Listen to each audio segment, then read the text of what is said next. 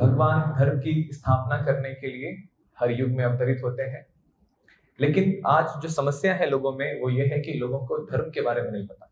धर्म क्या है?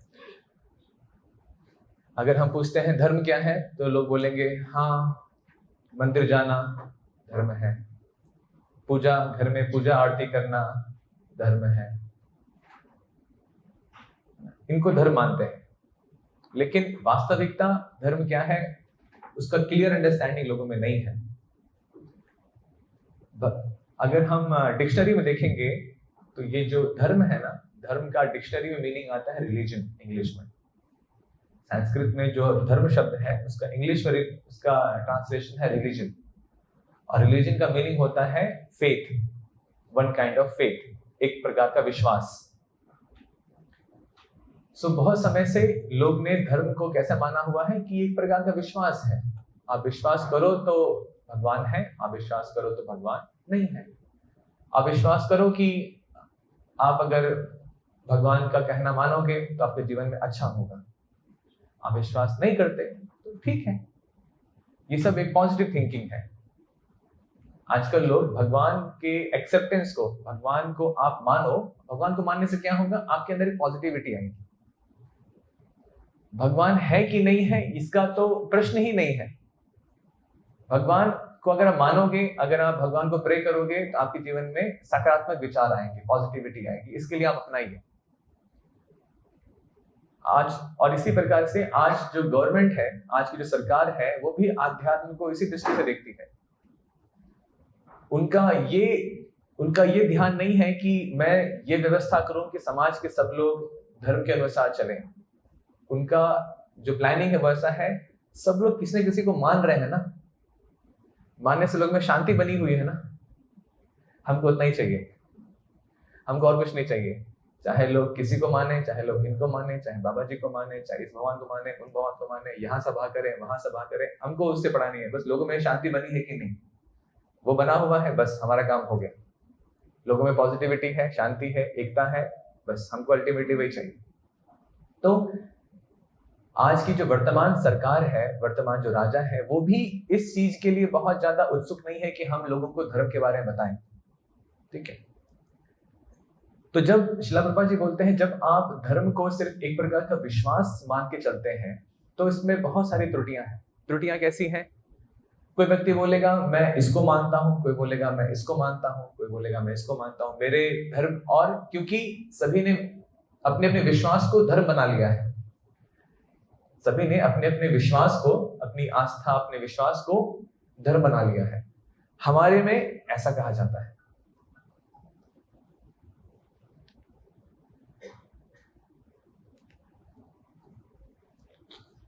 हमारे धर्म में ऐसा कहा गया है, हमारे धर्म में ऐसा कहा गया है, हमारे धर्म में ऐसा कहा गया है, और सभी ने अपने अपने चीजों को डिफाइन कर लिया है। इसको समझने का मैं बहुत छोटा सा एग्जांपल देता हूं कि धर्म क्या होता है और रिलीजन क्या, ये दोनों अलग अलग चीज है। शिला प्रभुपाद जी बताते हैं धर्म मतलब होता है एक व्यक्ति का वास्तविक स्वभाव। एक व्यक्ति भी नहीं बोल सकते, एक जीव का, एक आत्मा का वास्तविक स्वभाव। जैसे चीनी है, शुगर, तो शुगर का वास्तविक स्वभाव क्या है? मिठास। अगर जो घर में आपकी जो चीनी का डब्बा है, छोटा छोटा पीसेस होता है, क्रिस्टल सा लगता है, वहां आपने चाय में डाला और चाय तीखा हो गया, आप उसको चीनी बोलोगे? या फिर आपने चीनी डाला लेकिन उसका स्वाद उसका नमकीन आ रहा है, तो आप उसको चीनी बोलोगे? नहीं, मैंने तो चीनी ही डाला था। अरे चीनी डाला था लेकिन ये चीनी नहीं है। नहीं, चीनी जैसा ही लग रहा था। नहीं, चीनी नहीं है। लेकिन क्यों? क्योंकि चीनी का मतलब मिठास। अब मिठास नहीं है तो चीनी कैसे बोल सकते हैं उसको? यानी कि अगर चीनी है तो उसमें मिठास होनी चाहिए। ठीक उसी प्रकार से अगर आप उदाहरण ले आग का, अग्नि का, तो कोई आग जलाए सामने, अब बोले मुझे ठंडी लग रही है, तो सामने आग जलाए अब बोले कि मुझे ठंडी लग रही है, तो संभव है नहीं। कैसे है? ऐसे कैसे हो सकता है? आग लगाए है और ठंडी लग रही है? नहीं नहीं नहीं, कुछ प्लास्टिक का होगा, कुछ नकली वाला होगा। लोग मान ही नहीं सकते। क्यों? आग मतलब कि जलन और रोशनी, उसमें से ऊष्मा निकलेगी, उसमें से गर्माहट निकलेगी और उसमें ऊर्जा होगी। ठीक उसी प्रकार से मनुष्य का, जीव का जो कॉन्स्टिट्यूशनल, जो संवैधानिक, जो वास्तविक जो उसका स्वभाव है, वो है सेवा, सेवा करना। ठीक है। और जिसको हम बोलते हैं रिलीजन, रिलीजन मतलब होता है सब सेट ऑफ प्रैक्टिस। मैं आपको और सिंपल एक और उदाहरण से समझाता हूं। मान लीजिए आप किसी ऑफिस में आप ऐसे वहां पर एम्प्लॉय वर्क करते हैं। आपके ऑफिस में, आपके कैबिन में, आपके जो ऑफिस के जो बॉस हैं वो आपसे मिलने के लिए आते हैं। ठीक है। अब जैसे आपने अपने कैबिन में आपके ऑफिस के बॉस को देखा,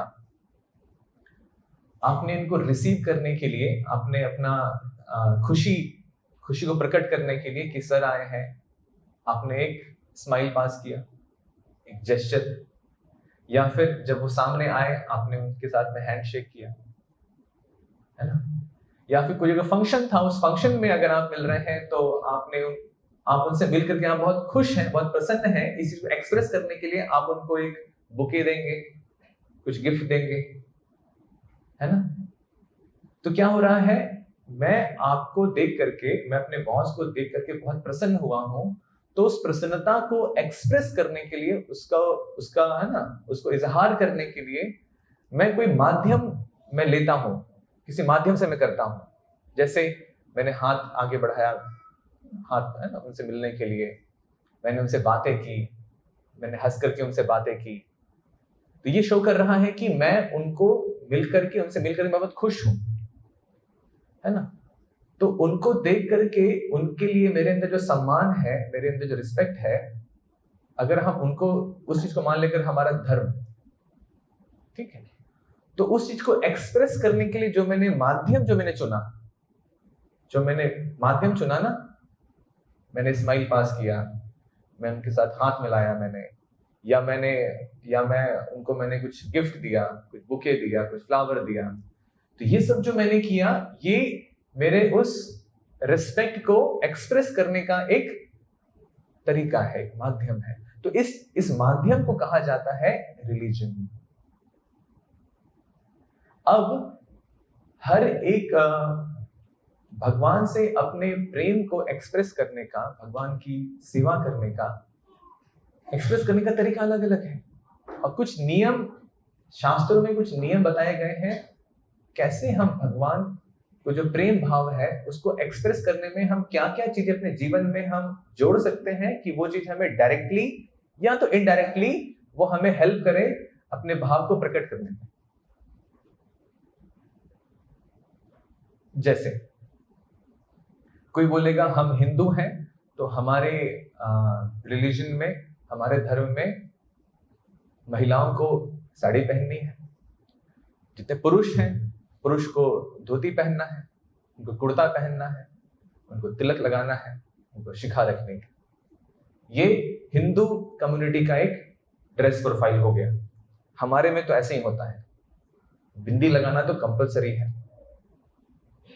सिंदूर लगाना कंपलसरी है ना? हमारे रिलीजन में मंदिर जाना है, घंटी बजानी है, आरती करना है, ये हमारे रिलीजन का है। ठीक है। दूसरे रिलीजन के व्यक्ति, हमारे रिलीजन में तो कुछ दूसरी पोशाक है, रेड कलर का, है ना, ये ब्लैक कलर का पोशाक पहनना है, और टोपी पहननी है, पुरुषों को टोपी पहननी है, उनको ऐसे घुटने के बल बैठ करके ऐसे प्राण नहीं करना है, ऐसे करना है। हमारे रिलीजन में ऐसे नहीं होता है। हमारे रिलीजन कैसे होता है? ऐसे होता है। नमाज अदा करनी है, ये हमारे रिलीजन में है। हम ईश्वर को के साकार को नहीं मानते, हम ईश्वर को निराकार मानते हैं। दूसरे हैं क्रिश्चियन हैं, वो बोलेंगे नहीं, हमारे में हम चेयर पे बेंच पे बैठ करके हम उनको प्रे करते हैं। और सभी ने अपने अपने वो नियमों को पकड़ रखा है, हमारा मतलब ऐसा, ये मतलब ऐसा, ये मतलब ऐसा। लेकिन ये धर्म नहीं है, ये धर्म नहीं है। ये धर्म को प्राप्त करने के लिए, उस लक्ष्य को प्राप्त करने के लिए एक माध्यम है, एक तरीका है जिससे कि हम उसको प्राप्त कर सकते हैं। और रिलीजन बनाए जाते हैं उसको सपोर्ट करने के लिए। जैसे मान लीजिए कि आप बॉस को देख करके आप प्रसन्न थे, अब प्रसन्नता को एक्सप्रेस करने का कुछ ना कुछ जेस्चर होना चाहिए ना। अगर आप बॉस को देखा है आपने और आप कुछ भी एक्सप्रेशन मत दो, ऐसे खड़े रहो, yes hello how are you, fine, काम हो गया, हाँ हो गया, ले जाइए। अब अगर हम इस प्रकार से व्यवहार करते हैं, क्या उसको ऐसा आभास होगा कि ये व्यक्ति मुझे देखकर खुश हुआ है? हम बोलते रहेंगे कि नहीं नहीं नहीं, हम बहुत रिस्पेक्ट है आपके मन में, बहुत रिस्पेक्ट है हमारे मन में आपके लिए। तो रिस्पेक्ट है तो एक्सप्रेस करो, है ना। एक बार क्या हुआ था, एक फैमिली में हस्बैंड वाइफ का बर्थडे था। एक दिन पहले उसको पता था कि मेरा बर्थडे है, तो यानी कि कल बर्थडे, यानी कि आज रात 12 बजे के बाद में बर्थडे शुरू हो जाएगा, नेक्स्ट डे तक चलता रहेगा। ऐसे ही होता है ना, 12 बजे रात को बर्थडे शुरू हो जाता है। तो वाइफ को लगा कि हस्बैंड रात में मुझे सरप्राइज देंगे, उठ करके ऐसे हैप्पी बर्थडे बोलेंगे, बॉलिंग फूटेगा, गिफ्ट आएगा। सो बेचारे इस एस्पिरेशन में, इस आशा में वो रात वो सोई नहीं। वो अब क्यों सोएंगे, फिर से उठना पड़ेगा ना, तो सोई नहीं हो बेचारे। 12 बज गया और उसको लग रहा था कि हस्बैंड जस्ट सोने का नाटक कर रहा है, सडनली उठ जाएगा, मुझे सरप्राइज दे देगा। बेचारा 11:55 हो गया, अब आएगा, अब आएगा। 12 बज गया, उठने का छोड़ो, खराटे की आवाज आने लगी। उसको लगा कि शायद नाटक कर रहे हैं मेरे साथ, भी मेरे को सरप्राइज देंगे। ऐसे करते करते रात निकल गई, कोई सरप्राइज नहीं, कोई बर्थडे विश नहीं। तो वाइफ को लगा कि नहीं, शायद लगता है सुबह कुछ, लगता है मेरे लिए स्पेशल कुछ लगता है प्लान किया है, इसलिए लगता है रात में विश नहीं किया। शायद अपने सभी रिलेटिव्स को बुलाए होंगे शायद। चलो सुबह होगा, चलो अभी सो जाते हैं। सुबह उठे तो फटाफट हस्बैंड जल्दी से मेरा टिफिन पैक करो, मुझे निकलना है, फटाफट। बेचारा टिफिन लिया और निकल गया, नो बर्थडे विश। ठीक है, उसको लगे नहीं, कुछ तो मेरे लिए बहुत बड़ा प्लान किया है लगता है, ऐसा छोटा मोटा प्लान लगता है, कुछ बड़ा गिफ्ट लगता है मेरे लिए आने वाला है, इसे शायद लगता है लाने के लिए गए हैं, इसलिए को शाम कुछ बड़ा गिफ्ट आएगा लगता है, कार आने वाली है या तो कुछ बड़ा कुछ सामान मेरे लिए आने वाला है। तो बेचारी तक सभी रिलेटिव्स का विश आ गया, अभी तक हस्बैंड गए भी थे, अभी तक नहीं आया। शाम को भी आए तो देख रही है, शायद बाहर डोर से वेलकम कर लिया, हस्बैंड अंदर है, अब वो बाहर देख रही है, कुछ खड़ा होगा बाहर, कोई गाड़ी, कोई 4 व्हीलर, कुछ रखा होगा बड़ा सामान, कुछ भी नहीं। अब उसका थोड़ा सा टेम्परेचर अब बढ़ने लगा। देन फाइनली शाम हो गया, शाम को भी कोई सरप्राइज नहीं। देन बर्थडे के दिन के रात हो गया, अब रात को 10 बजे बॉम्ब फूटा,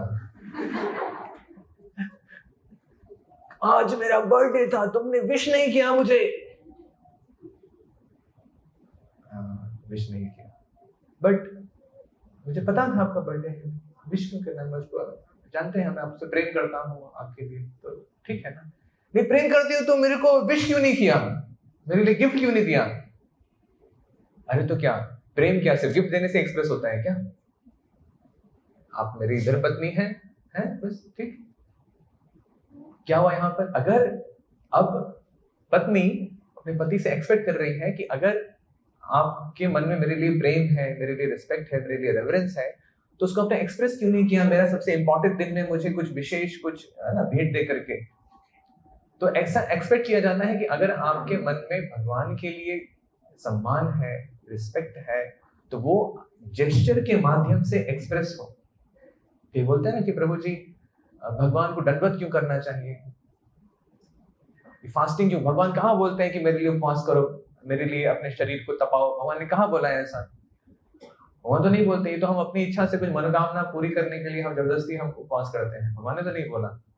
मैंने कहा अगर गीता में दिखा दिया तो गीता भगवान ने बोला है कि मेरे लिए तपस्या करो, यद करोषि यद स्नासि यद जुहोसि तदासि, जो खाते हो मेरे पहले मुझे अर्पण करो, जो दान देते हो मुझे दान दो पहले, जो तपस्या करते हो मेरे लिए तपस्या करो, भगवान बोलते हैं गीता में।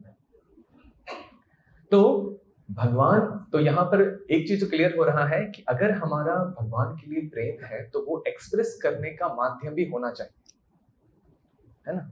अब ये भगवान के प्रति जो सेवा है ना, ये सेवा बहुत अलग अलग तरीके से की जाती है। जैसे एक होता है भगवान की सेवा होती है भगवान के बारे में उनका गुणगान करके,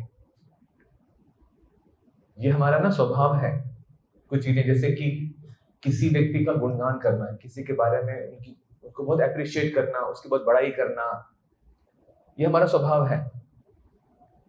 फिर किसी व्यक्ति का अनुसरण करना, किसी को फॉलो करना, वो जो बोले वो हम कर रहे हैं। या तो फिर किसी व्यक्ति के बारे में जानने की इच्छा रखना, वो क्या करता है, कहाँ रहता है, क्या स्वभाव है उसका, वो जानने की इच्छा करना, और किसी व्यक्ति के लिए प्रेम रखना। ये चारों चीज ना एक स्वभाव है हमारा, और ये स्वभाव शरीर का नहीं है, ये स्वभाव आत्मा का है। अब अभी दिक्कत क्या है, हम अपना प्रेम, हमारे जीवन में जो प्रेम है वो हम भगवान के लिए ना करके हम दूसरों के लिए कर रहे हैं। जैसे जब बात आती है किसी का गुणगान करना, तो हम पता है साधारण व्यक्ति किसका गुणगान करता है अपने जीवन में? खुद का गुणगान करता है। मैं ऐसा हूं, मैं वैसा हूं, मैंने ये किया था, मैंने वो किया था, मैं इस परिस्थिति में था, मैंने इसको ऐसे कर दिया, मैंने इसको वैसे कर दिया था, मुझे बहुत तकलीफ थी, फिर मैंने ऐसा किया तो ऐसा हो गया। अपने बारे में गुणगान करेगा, या तो फिर दूसरे व्यक्ति का गुणगान करेगा। अभी हम लोग कल कुछ एमसी के कुछ लोगों से मिलने के लिए गए थे, तो वहां पर एक एक्स मेयर बैठी हुए थे और अभी के जो एग्जिस्टिंग मेयर है वो बैठे हुए थे, तो लोग बैठे हुए थे। जो एक्स मेयर है वो एग्जिस्टिंग, वो अभी जो करंट मेयर है उनकी खूब वाहवाही कर रहे हैं, ये ऐसे हैं, वो वैसे हैं, इन्होंने ऐसा किया, इन्होंने वैसा किया, वो उनकी बड़ाई कर रहे हैं, हाँ आपने ऐसा किया था, आपने वैसा किया था, आपने ये किया था, वो किया था। क्यों? क्योंकि दोनों की बड़ाई, दोनों एक दूसरे की बड़ाई करेंगे, क्योंकि दोनों के एक दूसरे से कुछ काम है। तो साधारण जीवन में देखा जाता है लोग एक दूसरे की बड़ाई करते हैं या किसी की भी प्रशंसा करते हैं, उसका गुणगान करते हैं, उसको ग्लोरीफाई करते हैं। इसके पीछे एक कारण, एक निहित होता है, उनको उनसे कुछ लाभ चाहिए, कोई फायदा चाहिए। यानी कि ये स्वभाव इंसान में है, इंसान से अलग नहीं हो सकता ये स्वभाव, किसी की बड़ाई करना। शास्त्र बोलते हैं वो एप्रिशिएशन हमारा भगवान के लिए आना चाहिए, क्योंकि ये आत्मा का स्वभाव है। आत्मा बिना किसी को अप्रिशिएट किए, बिना किसी का गुणगान किए रह ही नहीं सकता। ये इंसान का स्वभाव है, रह ही नहीं सकता। किसी न किसी का तो उसका अप्रिशिएशन करना ही होगा।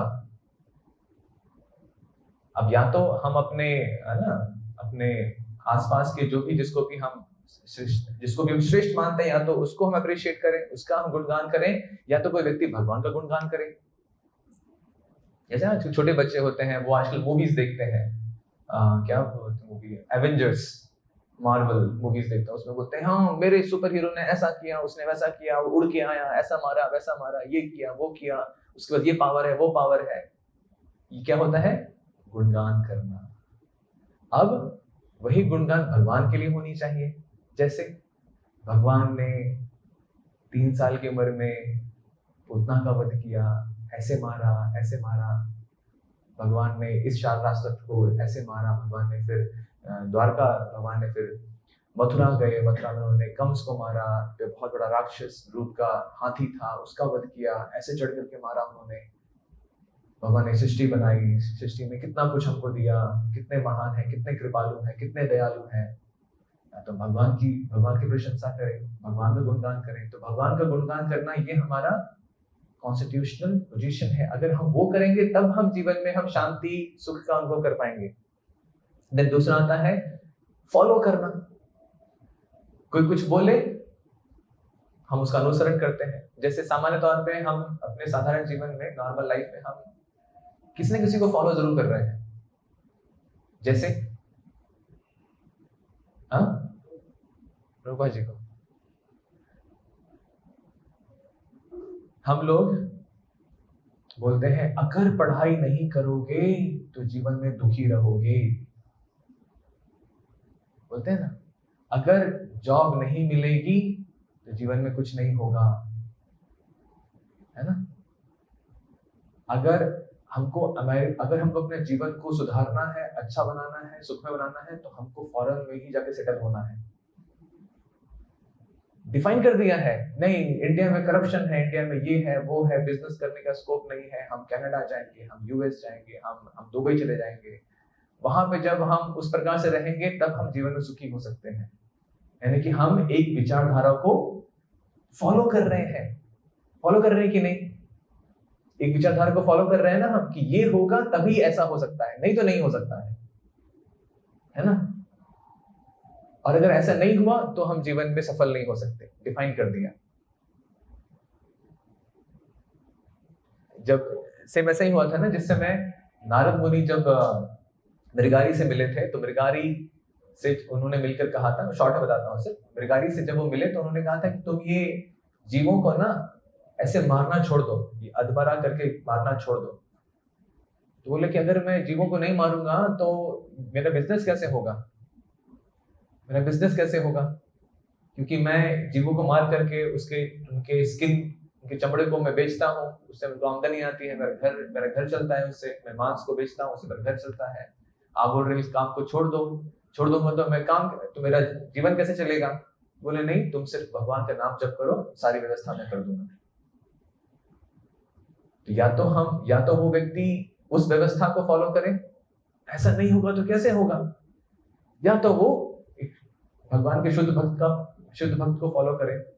शुद्ध भक्त ने कहा कि नहीं, आप आश्वासन रखो, आपकी सारी व्यवस्था हो जाएगी, आप जप करो। और क्या हुआ था पता है? जब व्यक्ति जप करने के लिए गंगा तट के किनारे अपनी पत्नी के साथ में जप करने के लिए बैठा, तो जब गांव में सूचना मिली कि अरे पता है आपको, एक मृगारी नाम का एक शिकारी था जो कि पहले जानवरों को मार करके उसको खाता था, उसको बेचता था। वो व्यक्ति एकदम बदल गया है। अब वो जानवर को मारना छोड़ करके वो भगवान का नाम जप कर रहा है। सब लोग, अच्छा ऐसा क्या, ऐसा हो गया? हाँ ऐसा हुआ। चलो कहाँ है वो? अरे वो गंगा तट के किनारे वो वहां पर अपनी पत्नी के साथ में जप कर रहा है। अच्छा चलो देखने चलते हैं। सब लोग गांव वाले देखने के लिए आए। और पहले लोगों में ना एक कल्चर होता था, एक उनमें हैबिट होती थी कि जब भी कोई व्यक्ति किसी से मिलने के लिए जाता था तो कुछ उपहार लेके जाता था। आज भी होता है ना, घर पे फंक्शन जब हम किसी के यहाँ जा रहे हैं तो गिफ्ट लेके जाते हैं। अब वो थोड़ा कम होकर के सिर्फ वो स्पेशल ओकेजन के लिए हो गया है ना। वो भी देखते हैं, लास्ट टाइम उसने हमको ये दिया था तो अब इसको ये देंगे, छोटा वाला दिया था तो छोटा वाला देंगे। ये वहां से आया था, इन्होंने नहीं दिया, सिर्फ आगे भेज दिया, तो हम भी इनको पुराना वाला दे देते हैं जो हमको आया था, जो हमारे काम का नहीं है। इतने कैलकुलेशन हो गए हम किसी को उपहार देने के लिए भी हो, है ना। तो अब तो जब सब लोग आ रहे थे तो सब लोग कुछ ना कुछ लेके आ रहे हैं। कोई चावल लेके आ रहा है, कोई दाल लेके आ रहा है, कोई राशन लेके आ रहा है, कोई कुछ लेके जाना है तो कुछ ना कुछ लेके जा रहे हैं। अब जैसे ही वो जो दोनों दंपति थे, हस्बैंड वाइफ थे, वो जैसे ही अपने जप करने के ध्यान से जब वो उठे तो देखा कि पूरा टीला बना हुआ है सामान का। तो आश्चर्यचकित हो गए, अरे नारद मुनि ने कहा था कि तुम सिर्फ जप करो, चिंता मत करो, सब हो जाएगा, और यहाँ तो वाकई में हो गया। तो अब आता है हमारा विश्वास किस पे है? क्या हमारा विश्वास भौतिक परिस्थितियों पर हमारा विश्वास है कि ये हमें संभाल लेगा? जैसे ना आजकल हमारा विश्वास होता है किस पे? LIC एजेंट्स पे, हेल्थ इंश्योरेंस पे। अरे कल कुछ हो गया तो अरे कुछ नहीं हो सकता, इंश्योरेंस है हमारे पास। तो LIC है हमारे पास में, बीमा निगम है हमारे पास में, सब कुछ है। अरे भाई आपको तो उसका फायदा नहीं होगा ना, किसी और को होगा उसका फायदा, आपको तो नहीं होगा। लेकिन देखो कितना लाइफ, हम कितना अपने आप को ना सुनिश्चित कर रहे हैं, कितना एश्योर कर रहे हैं कि नहीं अब हमारे जीवन में कुछ नहीं होगा। कैसे? हमारे पास में हेल्थ इंश्योरेंस है। क्या हेल्थ इंश्योरेंस से आपका एक्सीडेंट नहीं होगा? डॉक्टर पे आपको इतना विश्वास है कि ऑपरेशन एकदम सक्सेसफुल हो जाएगा, कोई फॉल्ट नहीं होगा।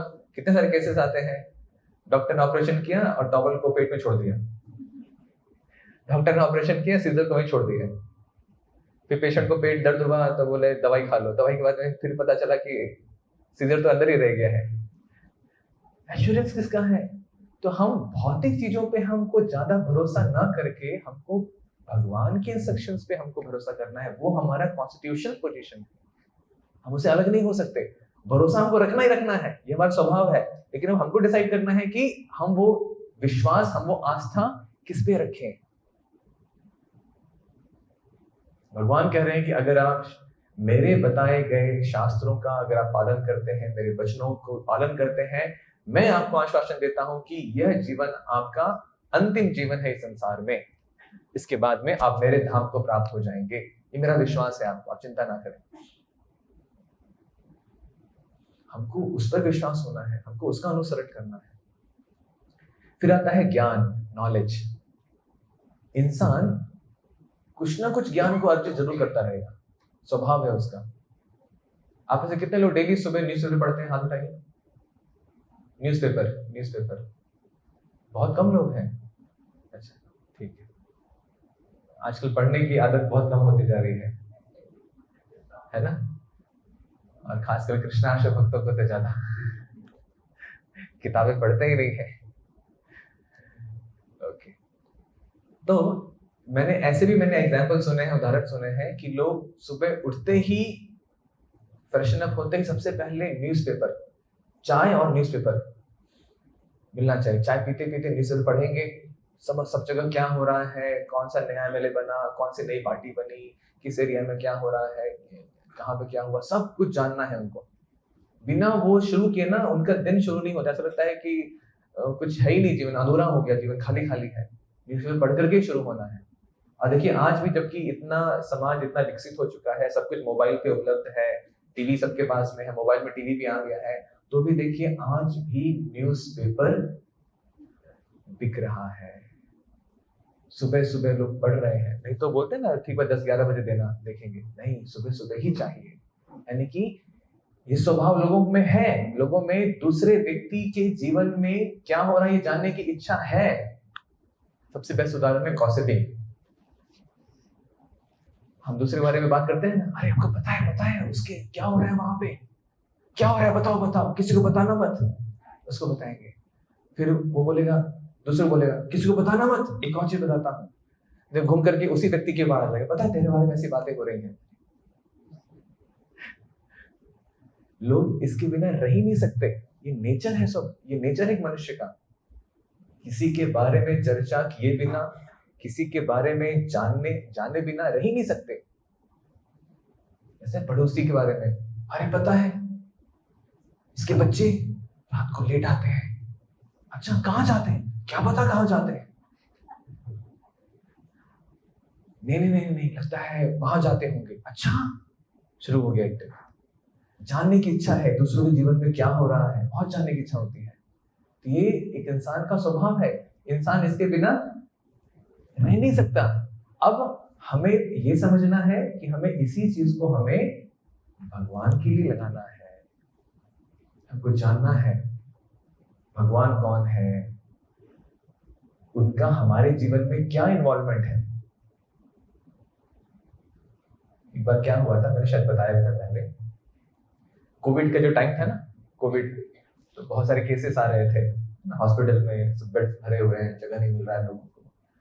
तो एक हॉस्पिटल का केस आया था जिसमें कि एक ओल्ड एज के 70s के एज में कपल है, उसकी वाइफ एडमिट थी, कोविड कोरोना वायरस से अफेक्टेड थी। 4 दिन वो हॉस्पिटल में रही थी और उसके बाद में वो डिस्चार्ज हो रही थी। तो 4 दिन का जो हॉस्पिटल बिल आया वो आया 3.5 लाख का। उसका हस्बैंड जब है ना अकाउंट ऑफिस में गया, बिलिंग काउंटर पे गया बिल पे करने के लिए, तो उसको दिया गया पूरा स्लिप, उसको पूरा बिल का। वो देख करके उसके आंख में आंसू आ गया। 3.5 लाख का बिल भरना है। तो उसके सामने साइड में एक व्यक्ति खड़ा था। वो थोड़ा सा व्यक्ति जिज्ञासु हुआ कि अरे लगता है व्यक्ति पर पैसे नहीं है लगता है। तो पूछा क्या हुआ, पैसे नहीं है क्या? बोले नहीं नहीं ऐसी कुछ बात नहीं है, पैसे हैं मेरे पास। तो रो क्यों रहे हो, ऐसा आंख में आंसू क्यों आ गया तुम्हारे? बोला कि इस 3.5 लाख में 1.5 लाख ऑक्सीजन का है सर। तो बोले क्यों, ज्यादा लिया है, ज्यादा चार्ज किया है, सही चार्ज नहीं किया? नहीं नहीं ऐसी बात नहीं है, मैं ये देख रहा हूं कि अभी हम दोनों ऑलमोस्ट 70s के एज में है। 70 साल तक मैंने बाहर प्रकृति से मैंने हवा लिया, कभी मैंने उसका पेमेंट नहीं किया है। आज सिर्फ 4 दिन मेरी वाइफ हॉस्पिटल में एडमिट रही है, तो उसका पेमेंट मुझे करना पड़ रहा है 1.5 लाख का। जस्ट सोचो अगर 70 इयर्स यानी कि 70 इंटू कितना होगा, 70 इंटू 24 इंटू 30 है ना, जो भी अमाउंट है उसको इतने से एक दिन का जो अमाउंट आएगा उसको 24 घंटे इंटू एक महीना 30 इंटू जितना उम्र है उतना मल्टीप्लाई करो, तो उतना अमाउंट आपको भगवान को पे करना है।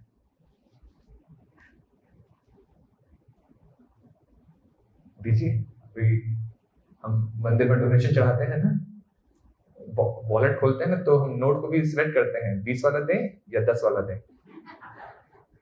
नहीं 10 वाला ही काफी है, ज्यादा नहीं चाहिए, इतना ही नहीं। भगवान मांगने लगे तो अपना कॉस्ट अपना बिल अगर मांगने लगे तो पे कर पाओगे उनको? अब बोले कि नहीं दोगे तो काट दूंगा कनेक्शन। सोचो, तो इतने दयालु है, एक पर्सनैलिटी है हमारे जीवन जो कि इतने दयालु है।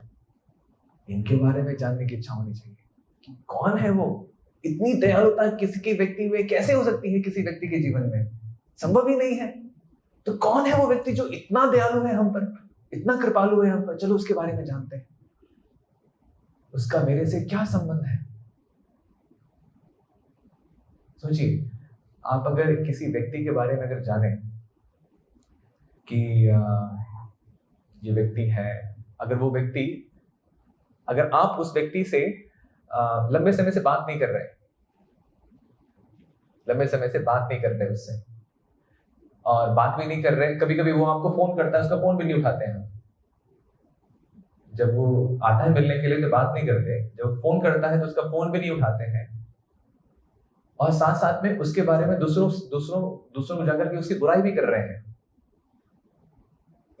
और ऐसा 1-2 साल नहीं, ऐसा कई सालों से चल रहा है। क्या वो व्यक्ति कुछ समय बाद में आपसे बात करने का प्रयास करेगा कि बंद कर देगा? लगेगा ना भाई ठीक है, अब सामने वाला नहीं बात करना चाहता, छोड़ दो। सामने वाला कि क्या करेंगे, जाने दो, ठीक है, वो अपनी दुनिया में खुश है, हम अपनी दुनिया में खुश रहेंगे, ये सोच करके हम छोड़ देंगे ना। लेकिन देखो, वही भगवान कृष्ण परमात्मा के रूप में हमारे हृदय में बैठे हैं। हम कभी उनका कॉल नहीं उठा रहे। कभी कॉल उठा रहे हैं उनका? कभी नहीं उठा रहे। कभी सामने आ भी जाते हैं तो नहीं सुनते, कभी बोलते भी हैं वो तो नहीं सुनते। हम हमेशा अवॉइड करते हैं और दूसरों को उसके बारे में गलत बताते हैं। क्या? अरे मनगढ़ंत है, कोई भगवान नहीं होते, बस काल्पनिक है, बस विश्वास है।